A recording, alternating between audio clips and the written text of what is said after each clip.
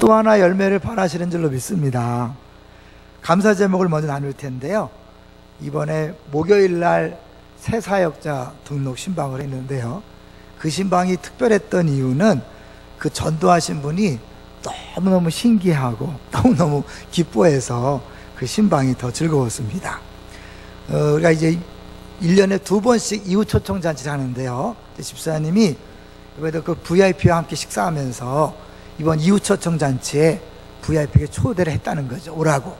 그런데 바빠서 못 온다고 하는 걸 얘기 듣고 옆에 있던 분이 그러면 내가 대신 가면 안 되겠냐? 그래갖고 그 사람이 오게 된 거예요. 근데 꼭 그날만 가야 되냐?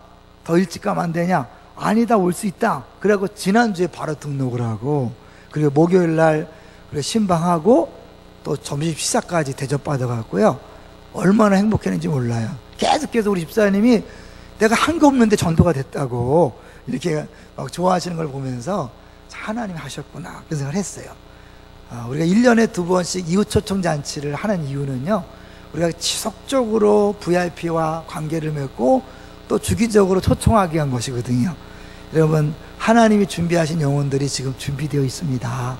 아무쪼록 적극적으로 초청하시면 감사하겠습니다. 이렇게 놀라운 열매가 있어서 감사하고요. 두 번째로는 우리 교육자들이 이제 일일 수련을 하면서 지난 4개월 동안 감사한 내용이 뭔가를 서로 나눈 적이 있었어요. 하나님께서 참 큰 일들을 행하셨다 느꼈고요. 수요 순장들 모임에서도 4개월 동안 하나님 하신 일을 점검하면서 패밀리를 점검하는 시간을 가졌어요. 4개월 동안 하나님이 정말 어마어마한 은혜를 주셨어요. 듣는 것 자체가 행복할 정도로 그렇게 일하셨음을 보고 감사를 드립니다.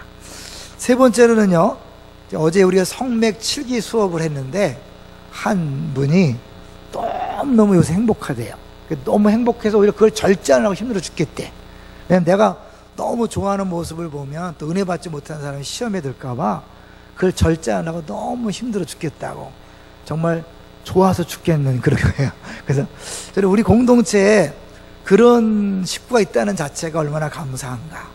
왜냐면 공동체에 누군가가 기뻐한다는 그 사람만 기뻐하는 게 아니라 첫 열매라거든요. 그러니까 다른 사람도 지금 거의 그런 행복과 기쁨에 가까이 가 있다라고 볼 수 있는 거죠. 그래서 하나님께서 지금 우리 공동체에 어마어마한 은혜를 부어주시는 것을 느끼면서 그런 교회를 목회한다는 것이 얼마나 행복하고 감사한가, 그런 생각이 들었습니다. 자, 오늘 제목을 한번 볼까요? 오늘 제목이 뭡니까? 자녀를 진짜 사랑한다면. 10계명에 부모를 공경하라는 있지만 자녀를 사랑하라는 것은 없다는 거 기억하시죠? 왜 그럴까요? 10계명은 우리 하나님 백성들이 꼭 지켜야 될 10가지의 계명인데 거기에 부모를 공경하라고 하는 계명이 들어갔다는 것은 그만큼 그 계명이 중요하다는 것을 의미하고, 또 한쪽으로 볼 때 어떻게 해요? 그것을 지키기 어렵기 때문에 그렇다는 거죠. 그냥 부모를 공경하는 게 너무 쉽다면 계명에 집어넣지 않았을 거예요. 그래서 자녀를 사랑하라는 계명이 없는 거예요, 10계명 중에. 왜? 자녀를 사랑하는 것은 너무나 당연하니까. 아무리 악한 사람도 자기 자녀를 사랑하게 돼 있어요. 아마 하나님이 이 세상의 모든 자녀들을 돌보시기 위해서 부모에게는 처음 창조 때부터 자녀 사랑에 대한 DNA를 집어넣은 것 같아요. 왜? 그래 아이들이 보호받으니까. 그래서 모든 부모들은 자녀를 사랑합니다. 문제는 그 사랑이 좀 지나치든지 잘못되어서 아이를 행복하게 만드는 것이 아니라 아이를 힘들게 할 수도 있다는 거예요. 그래서 오늘 본문에 보면 부모가 자녀에게 해야 될 일 볼까요? 21절 보세요. 21절 보면 같이 읽어봅니다. 시작. 아비들아 너희 자녀를 노엽게 하지 말지니 낙심할까 함이라. 자녀를 분명히 사랑하는데 잘못 사랑해서 자녀를 노엽게 할 수 있다는 거예요. 화나게 만들 수 있다는 거예요. 그걸 조심하라는 거죠. 초등학교 4학년짜리가 이런 시를 썼다 그래요. 엄마가 있어 좋다 나를 예뻐해 주셔서, 냉장고가 있어 좋다 나에게 먹을 것을 주어서, 강아지가 있어서 좋다 나랑 놀아주어서, 아빠는 왜 있는지 모르겠다. 분명히 이 아빠도 자녀를 너무너무 사랑했죠. 그죠? 그러니까 지금 물불 안 가리고 돈 벌기 바쁜 거예요. 왜? 자녀 먹을 거와 입을 것을 위해서 정말 쉴 틈이 없이 살아가는 거죠.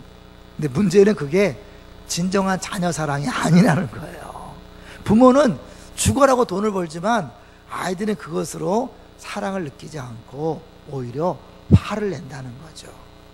이렇게 사실 또 이 아버지가 같이 없어서도 문제지만 또 너무 아버지가 가까이 있어갖고 엄마 아빠가 너무 가까이 있어서 너무 잔소리를 많이 하기 때문에 문제가 될 수가 있어요. 사실 이제 이 골로새서 말씀만 봐서는 이해하기가 좀 어렵고요.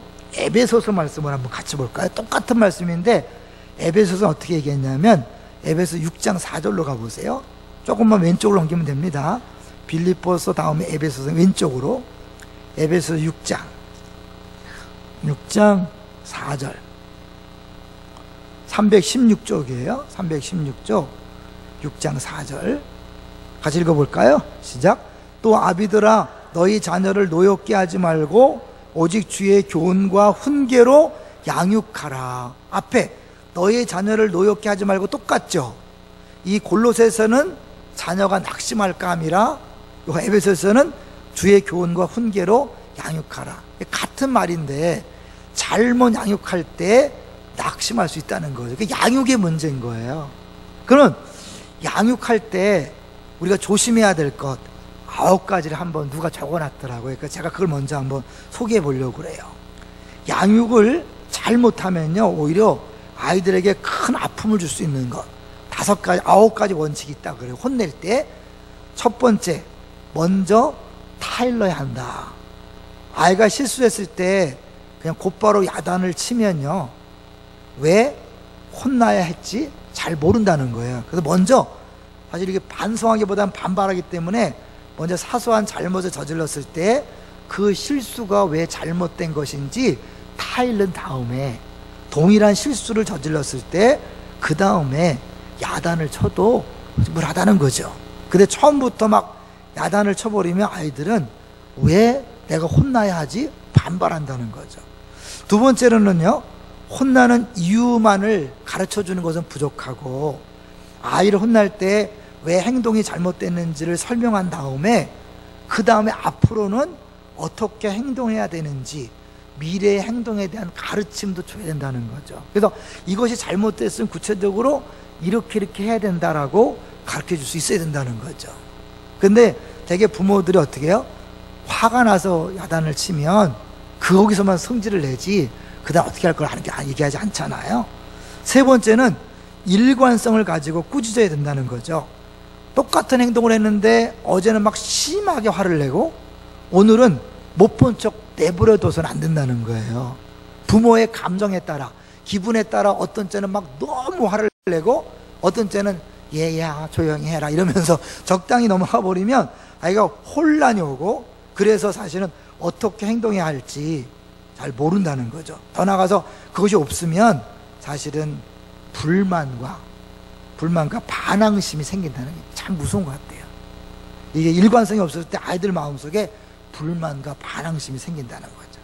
네 번째는 원칙을 정해놔야 된다는 거죠. 이제 아이들하고 먼저 너 이러이러한 잘못을 할 때는 이렇게 매를 맞아야 한다. 몇 대 맞으면 좋겠냐 라고 아이들과 합의해서 내가 도둑질했을 때 몇 대 이렇게 정해놓은 다음에 나중에 그런 잘못을 했을 때 너 몇 대 맞아야지 몇 대라고 했을 때 그렇게 이야기한 다음에 확인한 다음에 때려야 효과가 있다는 것을 이야기하고 있습니다. 그 다음에 다섯 번째로는 남이 보는 앞에서 절대로 꾸짖지 말라는 거예요. 우리 이거 많이 실수하잖아요. 아이들이요 칭찬은 남 앞에서 해도 괜찮지만 꾸짖는 것은 은밀한 곳에 하길 바란다는 거죠. 이 세상에서 가장 나의 편이라고 생각했던 엄마가 다른 사람들 앞에서 자신을 나무라는 것 자체가 대단한 수치심을 느끼고 불쾌감을 주기 때문에 형제 앞에서라도 야단을 치면 안 되고 개인적으로 야단을 치라는 것이 이 정설이더라고요. 저도 이 부분에서 이렇게 들으면서 그렇겠다. 근데 우리는 어때요? 그냥 잘못했을 때 바로 야단 쳐야 된다는 것 때문에 앞뒤 가리지 않잖아요. 사람이 있든 없든 하잖아요. 조심해라는 거죠. 여섯 번째, 그 자리에서 바로 하라는 거예요. 이것도 좀 어려운 것 같아요. 야단치거나 매를 드는 타이밍은 바로 그 자리에서 해야지, 너 이따 아빠 퇴근하면 두고 보자, 이게 안 좋다는 거예요. 너 집에 가서 보자 이러면 애가 나중에 혼을 냈을 때 혼나는 이유를 이해 못한대요. 그 잘못했을 때 바로 거기서 야단을 치고 꾸중해야 되고, 만약에 손님이 있을 때 하면 잠깐 손님 양해를 구하고 다른 방으로 데리고 가서 야단을 쳐야 된다고 그렇게 말하고 있습니다. 일곱 번째는 한 가지 잘못만 지적해야지. 꼭 할 때 어때요? 너 저번에도 그랬잖아. 너는 맨날 왜 그 모양이야? 이렇게 되면 아이들이요, 자기는 늘 나쁜 짓만 하는 아주 못된 아이로 스스로 낙인을 찍어버려서 진짜 나쁜 아이가 된다는 거예요. 아줌마들 조심하셔야 되죠. 아줌마들은 입만 열면 옛날 얘기 또 하잖아요. 그죠? 남편에 대해서 옛날 얘기 또 하고 또 하고. 애들한테 그러면 치명적이라는 거예요. 그날 그 잘못만 그때 지적하고 다시는 그 얘기를 하지 말라는 거예요. 그렇지만 아이들이 어떻게 해요? 그 부분에 대해서 자기를 낙인 찍는 어려움이 있다는 거예요. 낙심하는 거죠. 여덟 번째, 왜 그랬는지 물어보라는 거예요. 그러니까 잘못했을 때 엄마가 볼 때는 잘못했지만 아이들의 입장에서 볼 때는 이유가 있을 수도 있다는 거예요. 왜? 아이가 엄마랑 다르니까. 그래서 너 왜 그렇게 했는지를 물어보고 그것이 잘못했을 때는 잘못된 이유를 설명해야 된다는 거죠. 캐나다에서 실제로 있었던 이야기를 하죠. 어릴 때 부모로부터 학대를 많이 받았던 남자가 자기는 다시는 그렇게 안 살리라 하고 좀 열심히 살아서 돈도 벌고 아내도 사랑하고 자기도 사랑하며 살다가 꿈에 그리던 스포츠카를 딱 샀다는 거예요. 그러니까 어느 날 그 차고에 들어가서 스포츠카를 손질러 하려고 그러는데 무슨 소리가 나더래요. 보니까 아들이 그 차에다가 낙서를 하고 있는 거야. 너무 화가 나서 망치로 그 손을 때렸대요. 그래서 결국 수술해서 손을 자를 수밖에 없었다는 거죠. 아이가 깨어나서 아빠 죄송해요, 다시는 안 그럴게 했다는 거예요. 근데 문제는 이 아빠가 그 차고에 가서 자살을 했대요. 왜? 차에 가서 확인을 해보니까 아이가 뭐라고 써놨냐면 차에다가 아빠 사랑해요 이걸 써놓은 거야. 걔는 그게 낙서가 아닌 거죠. 거기다 대고 사랑 표현을 한 건데, 이 아빠는 과거에 그 학대받은 그 스트레스와 그 분노의 감정이 한순간에 자기가 통제 못하고 튀어나온 거죠. 결국 그것 때문에 자기가 후회하고 결국은 죽었다는 그런 캐나다 실화가 있어요. 그러니까 아이들의 기준은 다를 수 있다는 거죠. 아홉 번째, 마지막은요, 제3자를 끌어들이지 않아야 된다는 거예요. 뭐 어떤 아줌마가 그랬고 아저씨가 그랬고 누가 그랬고 이렇게 말하지 말고 엄마가 볼 때 잘못했다. 그러니까 이 너의 행동을 판단하는 것도 엄마고 야단치는 것도 엄마라고 이렇게 인식을 시켜줘야 아이도 자기 잘못을 인정하지, 만약에 다른 사람의 이름을 대면 아이는 변명하고 싶다는 거죠. 그거다 핑계대고 싶고, 그렇기 때문에 제대로 훈육이 안 된다는 거죠. 이 9가지를 들으면서 어때요, 여러분? 이대로 잘하고 있습니까? 저도 이렇게 발표하면서 저도 이렇게 잘 못한 것 같아요. 그래서 사실은 우리가요, 자녀 교육에 있어서 누구든지 자신 있게 말할 수 있는 사람은 없는 거죠. 왜냐하면 우리도 죄성이 있잖아요. 그래서 우리 안에 상처가 순간적으로 폭발했기 때문에, 폭발해서 아이들을 정말 그 건강한 마음으로, 정상적인 마음으로 야단치는 게 아니라 되게 분노를 쏟아내잖아요. 그 아이들도 어떻게 해요? 그걸 알기 때문에 같이 분노하는 거죠. 뭘 느끼셨어요? 3살짜리입니다. 31개월이 아빠와 똑같이 말하는 거 있죠. 그러니까 아이들이 모르는 것 같아도 다 똑같이 따라하는데, 그러니까 아이들이 우리가 볼 때 문제성 있는 행동은 결국 누구의 행동일까요? 결국 어쩌면 우리 부모의 행동을 우리가 모르는 사이에 보고 따라하는 것일지도 모릅니다. 근데 거기다 대고 우리가 지적하고 고치라고 했을 때 아이들한테 쉽게 통하지 않겠지요. 그래서 때로는 아이들 마음속에 말하지 않지만 분노가 일어날 수 있는 거죠. 왜? 지도 못하면서 나한테 막 이럴 수 있잖아. 그렇게 아이들 마음속에서 그런 분노가 일으키지 않도록 그렇게 잘 훈육하는 것은 진짜 어려운 것 같아요. 아까 얘기했지만 죄성이 있잖아요. 우리 죄성 때문에 우리가 제대로 할 수 없다는 것을 인정할 필요가 있는 것 같아요. 그러니까 어떻게 해요? 우리는 할 수 없다. 그러니까 어때요? 주님 앞에 의지해야 되죠. 이게 복음을 알고 성경을 아는 사람의 모습입니다. 철저하게 나는 죄인이라서 우리 힘으로 할 수 없다.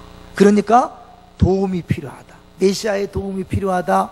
구원자의 도움이 필요하다라고 인정하고 기도하는 것, 그것이 우리 성도의 마땅한 부모의 모습입니다. 자, 요거를요, 그걸 보여주는 게 에베소서예요. 다시 볼까요?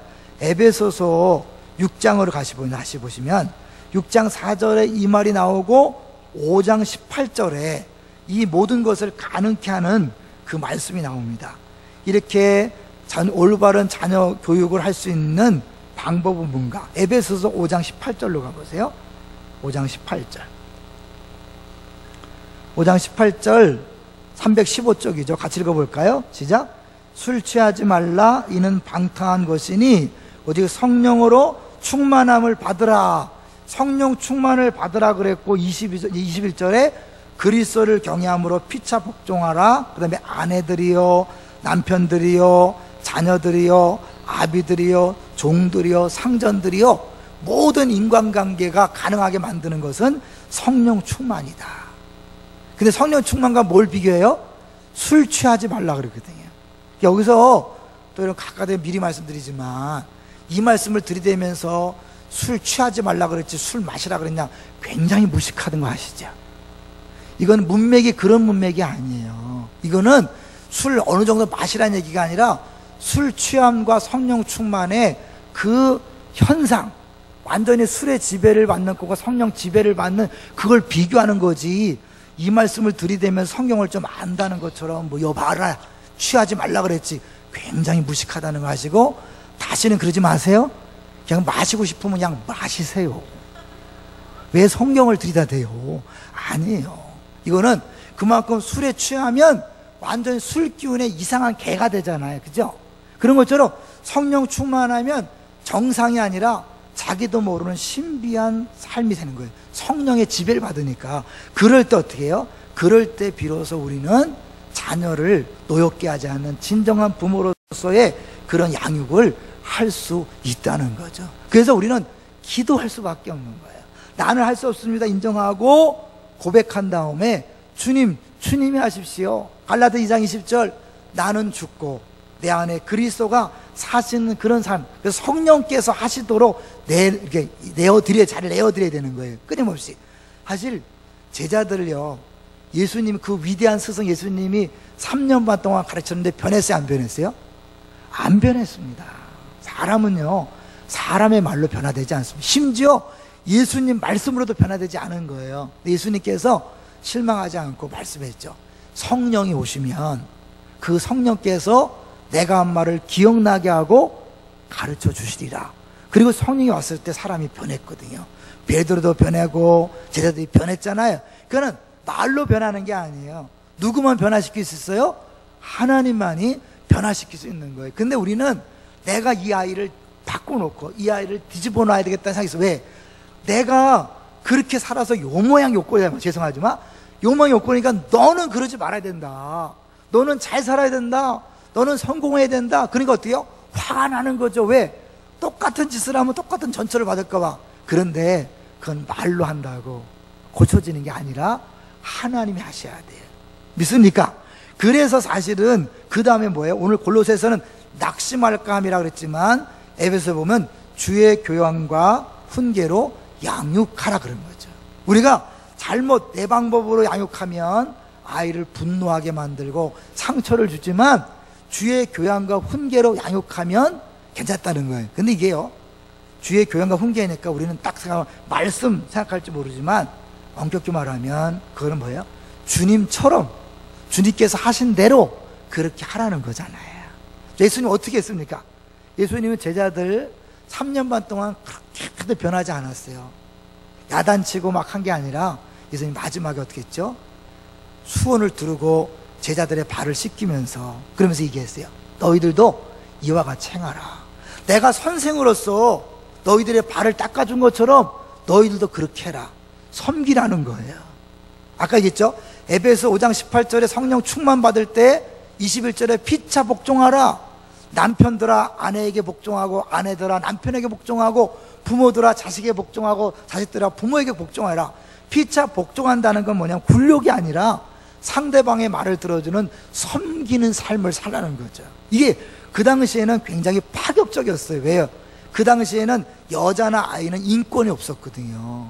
이 로마 시대에 성경이 쓰일 때 인권이 없는 여자와 아이들에게 복종하라? 말도 안 되는 거죠. 근데 그렇게 할 때 뭐예요? 주님께서 일하시는 거예요. 우리 늘 기도하잖아요. 내가 겸손히 섬길 때 하나님 왕 되셔서 통치하시고 다스리는 일이 일어나는 거죠. 내가 주인 노릇하고 왕 노릇하고 내가 아내한테 큰소리 빵빵 치고 애들이라고 내가 부모니까 큰소리 빵빵 치면 거기는 하나님이 역사하는 게 아니라 뭐예요?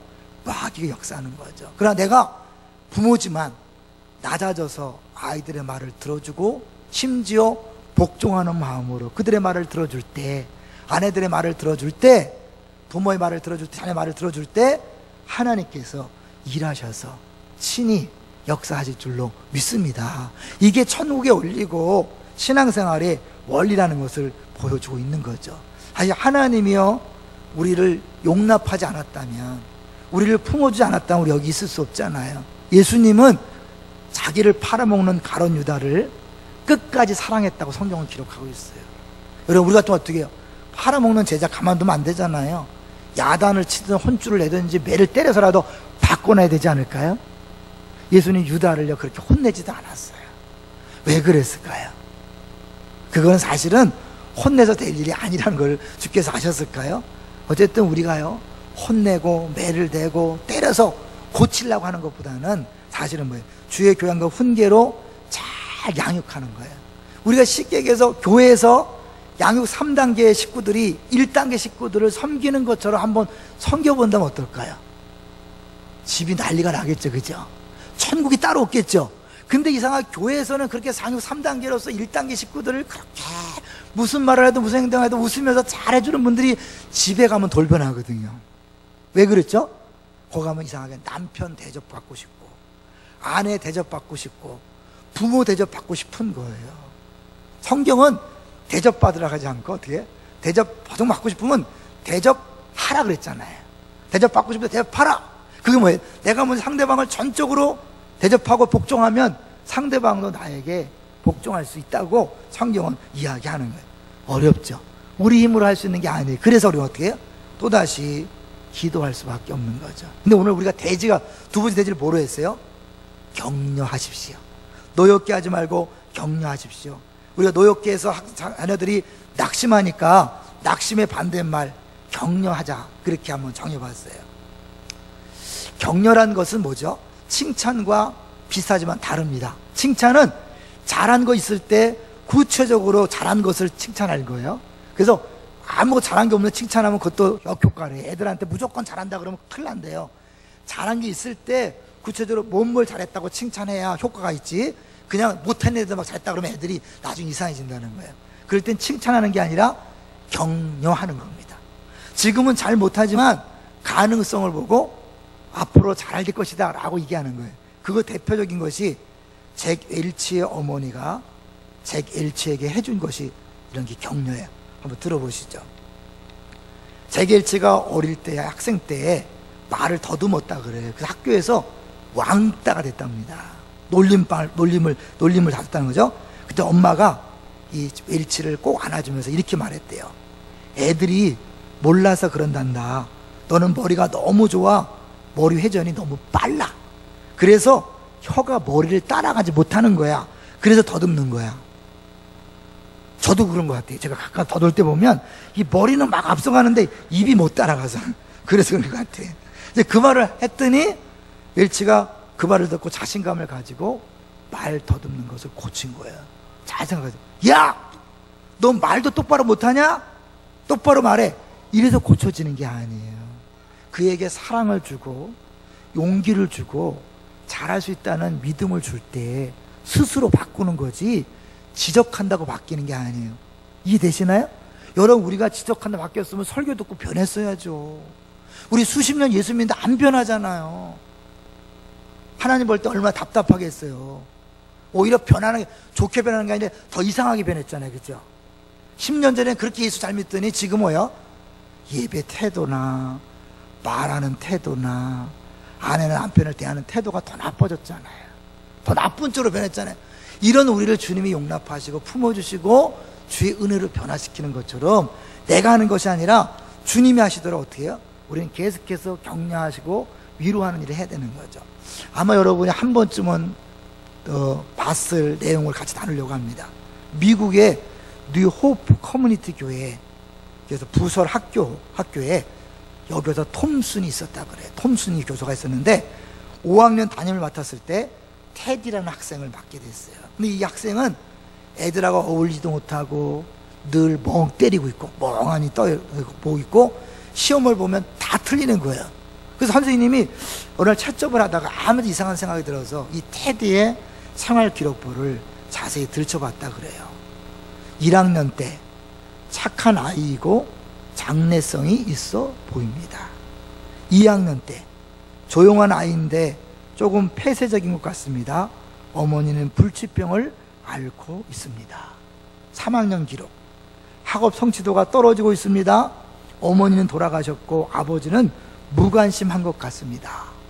4학년 때 이 아이는 장래성이 없어 보입니다. 아버지는 가출했고 이모가 양육하는데 학대를 받는 듯합니다. 이 기록을 보는 순간 선생님 눈에서 눈물이 출출 나더래요. 내가 이렇게 힘든 걸 내가 몰랐구나. 그래서 그날부터 방과 후에 개인 지도를 해줬다는 거죠. 이게 뭐 공부를 가르치는 걸 넘어서 사랑을 표현하는 거잖아요.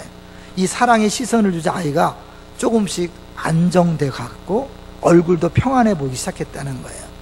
시간이 흘러서 성탄절이 되었을 때 이 아이가 선생님에게 선물 2개를 가져왔대요. 하나는 가짜 다이아몬드 목걸이, 또 하나는 쓰다 남은 향수를 갖고 왔대요. 애들이 보고 깔깔대고 웃고 막 조롱하는데 선생님이 정색을 하고 고맙다 그러면서 그 자리에서 직접 목걸이를 걸고는 그 향수를 뿌렸다는 거죠.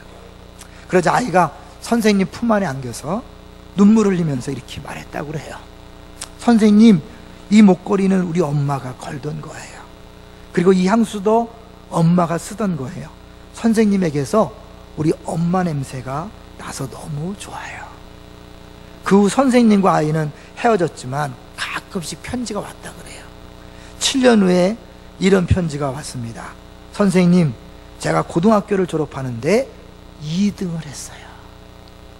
그로부터 4년 후에 또다시 편지가 왔습니다. 선생님, 제가 대학을 졸업하는데 과에서 수석을 했어요.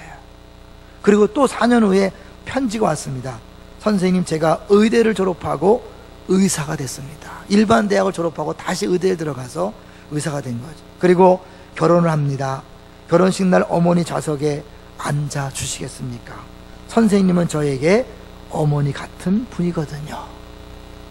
한 선생님의 따뜻한 사랑이 한 영혼을 이렇게 인생을 바꾸는 것입니다. 전혀 피가 섞이지 않은 관계가 없는 선생님을 통해서도 이렇게 변화됐다면 아이들이 가장 사랑하고 인정하고 가장 사랑을 받기 원하는 엄마와 아버지가 사랑해 준다면, 진정을 사랑해 준다면 아이 변하는 것은 당연한 결과라고 믿습니다. 문제는 우리가 사랑한다 하면서도 내 식대로 내 방법대로 하기 때문에 문제가 발생하는 것이 아닐까요? 여러분, 우리가 어린이 주일 다시 한번 정말 아이들을 내가 제대로 키우고 있는가 점검했으면 좋겠습니다. 그런데요, 여기 앉아있는 대부분의 사람들이 이미 때가 늦은 사람들이, 저를 비롯해서 그렇죠. 왜냐하면 아이들이 12살이 넘어가 버리면 더 이상 부모의 말을 듣지 않는다잖아요. 왜? 12살이 어린아이를 벗어나는 나이이기 때문에 그때부터는 엄마가 무슨 소리를 해도 잔소리 들린대요. 안 듣는다는 거예요. 그래서 이미 사실은 우리가 잘못 키웠다면 아이 마음속에는 분노와 아픔이 가득한 거죠. 제가 동산교에 있을 때 중등부 아이들을 제자훈련하면서 그 중학생들하고 깊은 대화를 할 때 하나가 그런 얘기했어요. 자기는 아빠가 너무 밉다는 거예요. 여학생인데. 왜 밉냐고 했더니 아빠가 한번 자기를 때렸는데 그 때린 기억이 절대 안 없어진대요. 한 번 딱 때린 것 때문에 아빠가 밉대요. 그런가 하면 여러분 아시겠죠? 유기성 목사님이라고 지금 선한 목재 목사님은 얼마나 성품에 좋은 걸로 소문났습니까? 근데 그분이 초등학교 1학년 때 딸을 한 번 딱 때렸어. 그 아이가 중학생이 되어서 아빠한테 말했습니다. 아빠, 나 다른 교회 다니고 싶어요. 아빠의 얼굴을 보고 싶지 않아요. 초등학교 1학년 때 매맞은 그 기억이 너무 힘들어서 아빠를 볼 때마다 고통스러운데 초등학교 때는 차마 말을 못하다가 중학교 들어가서 사춘기가 되면서 당당하게 말하고 다른 교회 가고 싶다고 말하는 거예요. 여러분, 아이들이 딱 한 번의 경험이 마음을 돌아서게 합니다. 그렇다면 우리가 그동안 아이들한테 써놓은 폭언들, 구타, 이런 것들이 얼마나 큰 상처가 됐을까요? 우리는 그냥 당연히 한 것처럼 보이지만 아이들은 부모가 화난 얼굴로 때렸을 때 절대 자기 잘못을 인정하지 아니하고 부모와의 감정 표현이라고 생각하면서 나도 힘 있으면 가만두지 않겠다고 그렇게 하지 않을까요? 제가요, 그 상담을 공부하면서 여러 번 봤던 영화 중에 한 사람이 의붓 아버지에게 어릴 때 막 몽키 스패너 같은 걸로 막 맞았어요. 애가 어릴 때 많이 맞으면요, 되게 마음속에 나는 나쁜 아이라는 인식이 있대요. 여러분, 애 때리는 거 조심하셔야 돼요. 애를 때리면 그가 잘 자랄 것처럼 보이지만 거의 100%는 아니겠지만 90%는 잘못 될 위험성이 있는 거예요. 자기가 나쁜 아이로 생각하기 때문에 얘가 커서 연애를 못해요. 연애하다가도 어느 시점이 되면 도망을 가요. 왜? 그 사랑하는 애인이 자기를 깊이 알면 자기 본성을 알고 도망갈까 봐 미리 도망가요. 사람들과 깊은 관계를 못 맺어요. 상담을 하는데 머리가 워낙 좋으니까 상담 선생님들을 갖고 놀아. 상담사가 뭐라고 말하는지 어떤 기법을 쓰는지 다 알아. 그러니까 상담이 안 통하는 거예요. 한 정말 전문 선생님이 사랑하는 마음으로 해서 많이 당했어요. 걔한테 많이 당했어. 마지막에 정말 딱 포인트를 잡은 게 뭐냐면 그 마음속에 어릴 때에 매맞은 상처가 있는 거예요. 그래서 마지막 장면에 보면 그 아이를 딱 껴안고 그래요. 네 잘못이 아니야. 네 잘못 막 뿌리치면서 소리를 막 질러요. 그런데 계속해서 네 잘못이 아니야. 네 잘못이 아니야. 네 잘못이 아니야. 계속 그러니까 나중에 통곡을 하면서 이렇게 무너지는 모습이 나타나요. 그러면서 마음이 열려요. 그런 거예요. 여러분, 어릴 때 구타, 폭언, 이런 것들은 아이들의 치명적입니다. 그래서 스스로 자기 자존감이 낮아지고 나는 나쁜 아이요, 어쩔 수 없는 아이라고 자꾸 생각하는 거죠. 그런 것이 커서 사실은 이 대인관계 때, 특히 가정생활 같은데요, 문제가 발생하면 무엇이 문제인지 정확히 원인을 파악해야 되는데 그냥 도망가는 거예요. 나 때문이야. 그래서 문제 원인과 결과를 보는 게 아니라 무조건 자기 잘못을 하기 때문에 그것에 적극적으로 분노한다든지 아니면 도망가서 우울해한다든지 이래서 문제가 제대로 해결되지 않는 경우가 많이 있는 거예요. 그러면 어떻게 하면 될까요? 이거는요, 기도하셔야 합니다. 하나님께서 치유해 주셔야 됩니다. 믿습니까? 우리가 양육을 하는 이유가 뭐예요? 양육하고 내치가는 이유는 거기서 성령님의 터치를 기다리는 거예요.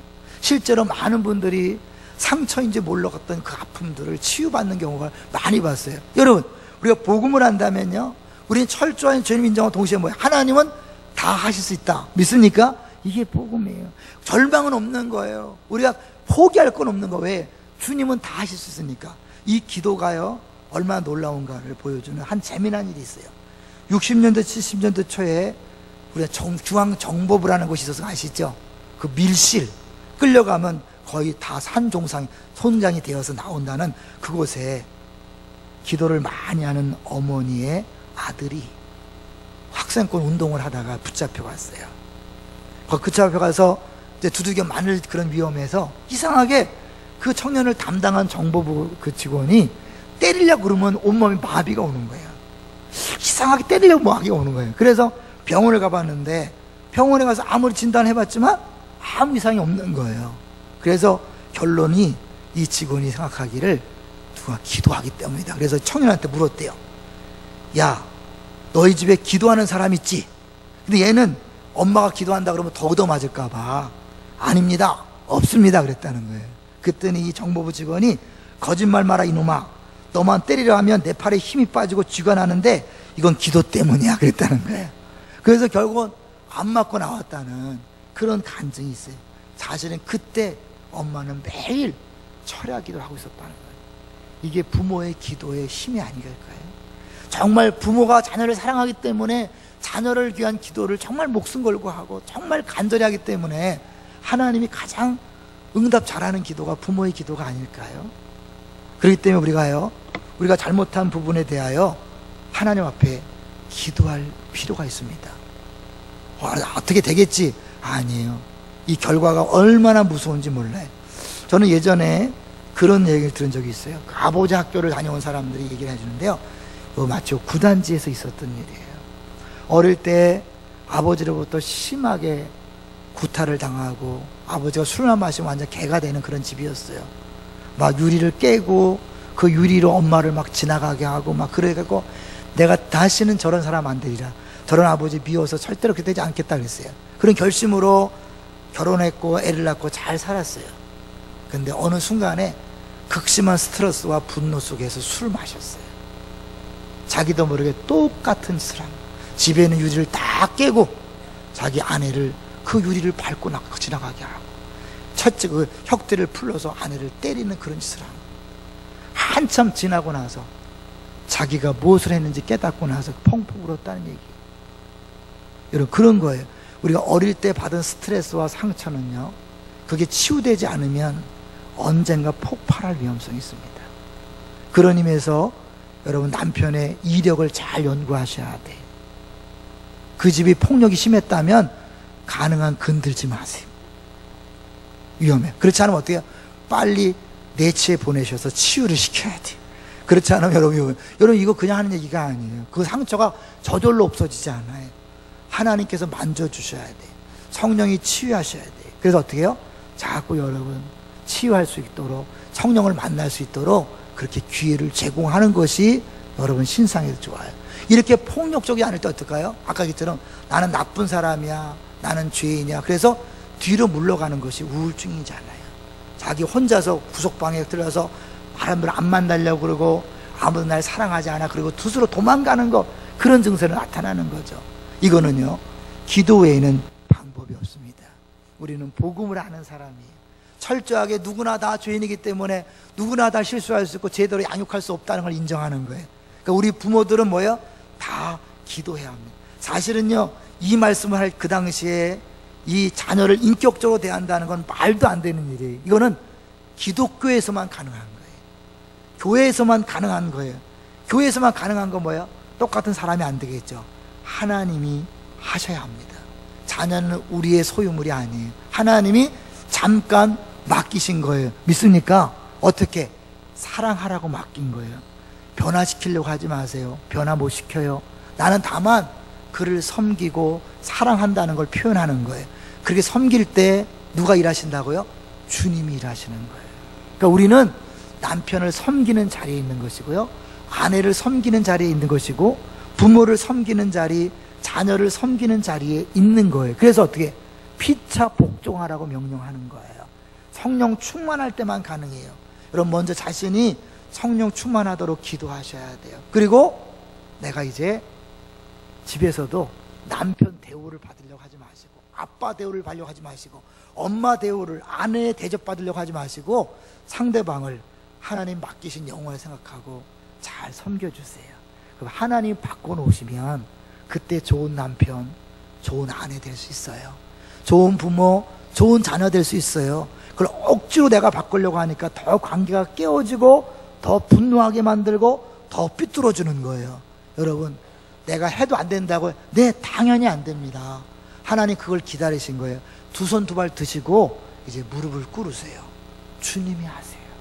주님 외에는 방법이 없습니다. 그리고 나는 그가 변하든 변하지 않든 주님이 끝까지 사랑한 것처럼 끝까지 섬겨줄 때 주님의 놀라운 역사가 나타날 줄로 믿습니다.